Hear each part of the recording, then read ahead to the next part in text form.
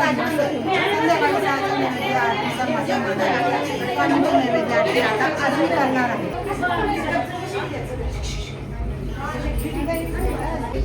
ती पण काढ तुझं आहे. इस सुरक्षा कवच में संसार की सर्व विजय महिषासुरवदनी ओ दैत्यासुरवदनी सुरवर ईश्वर वरदे तारक संजीवनी जय देव प्रसन्नवदनी प्रसन्न हो सिंह